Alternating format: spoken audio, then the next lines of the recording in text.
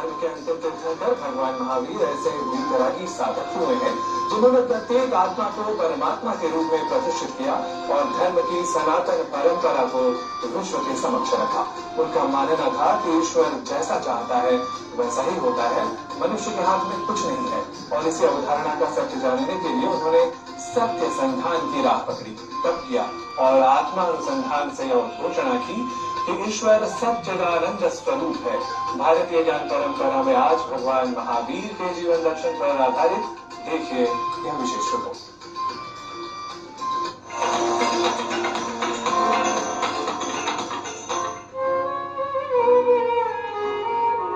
महावीर होने का अर्थ है स्वयं सत्य का संधान करना, स्वयं को जानने का प्रयास करना, शरीर की आसक्ति को समाप्त कर शुद्ध बुद्ध आत्मा का अनुभव करना।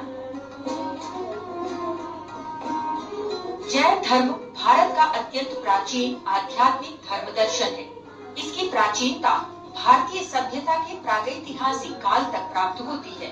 जैन तीर्थंकर ऋषभदेव के बाद 30 तीर्थंकर और हुए हैं, जिनमें अंतिम तीर्थंकर भगवान महावीर ने अपने समय में जैन धर्म दर्शन को पूरे विश्व में फैलाया।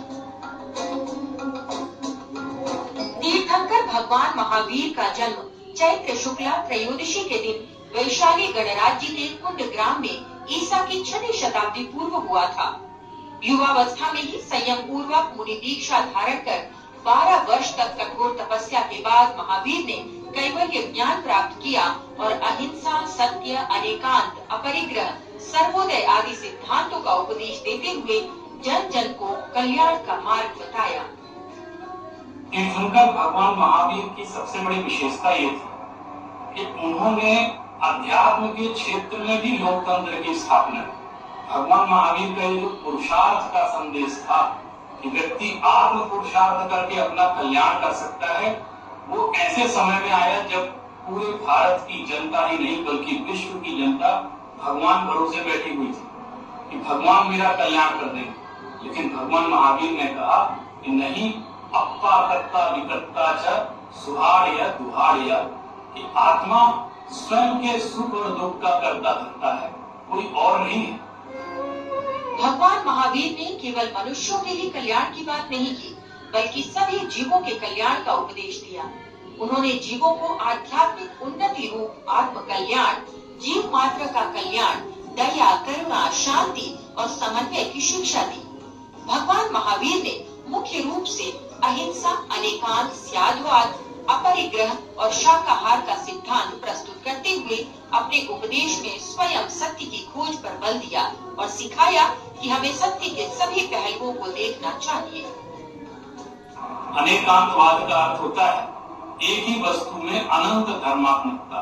हमें सभी के विचारों का आदर करना चाहिए। इसी तरह उनका दूसरा सिद्धांत जिसके कारण वो प्रसिद्ध है, अहिंसा का सिद्धांत। उन्होंने सूक्ष्म से सूक्ष्म जीवों की हिंसा का निषेध किया। आज हम पर्यावरण की दृष्टि से देखें तो अगर भगवान महावीर के अहिंसा का सिद्धांत का पालन करें तो हम षड जीवनी काय के रक्षण को सोच सकते हैं और पर्यावरण का संरक्षण कर सकते हैं। उन्होंने कहा, अप्रादुर्भाव खलु रागादीनां भवत्य हिंसेति तेषां मेवोत्पत्तिर् हिंसेति जिनागमस्य संक्षेपः। अर्थात अपनी आत्मा में राग द्वेष की उत्पत्ति होना ही वास्तव में हिंसा है और आत्मा में राग द्वेष आदि की उत्पत्ति नहीं होना यही वास्तविक अहिंसा है। इसी प्रकार उनका अपरिग्रह का सिद्धांत भी बड़ा महत्वपूर्ण है। अपरिग्रह के सिद्धांत में उन्होंने ये खोज की कि मनुष्य वास्तव में आसक्ति के कारण दुखी है। भगवान महावीर का दर्शन भारतीय ज्ञान परंपरा के क्षितिज पर एक ऐसा दर्शन था कि यदि हम भगवान महावीर के दर्शन की उपेक्षा करते हैं तो हम वास्तविक भारतीय ज्ञान परंपरा को कभी नहीं समझ सकते। भारतीय ज्ञान परंपरा के पोषक अपने धर्म के अलावा सभी और संप्रदायों के प्रति साम्य भाव रखना तथा उनके हित और कल्याण के लिए भी प्रयास करने का उपदेश देने वाले भगवान महावीर का मानना था कि सम्यक दर्शन यानी सच्चा विश्वास, श्रद्धा, सम्यक ज्ञान अर्थात सच्चा ज्ञान और सम्यक चरित्र यानी सच्चा आचरण ये तीनों सबसे बड़े रत्न हैं। इन रत्न त्रय के सिद्धांत को अपनाने से ही मनुष्य के व्यक्तित्व का उचित विकास, दुख मुक्त सार्थक जीवन और मनुष्य के जीवन का अंतिम लक्ष्य मोक्ष सुख की प्राप्ति संभव है। आज भी महत्वपूर्ण और प्रभावशाली तीर्थंकर महावीर की शिक्षाओं को अपनाना और उनका आचरण करना ही भगवान महावीर के जन्म कल्याणक महोत्सव मनाने की सच्ची सार्थकता सिद्ध करता है। लता वशिष्ठ, डीडी न्यूज।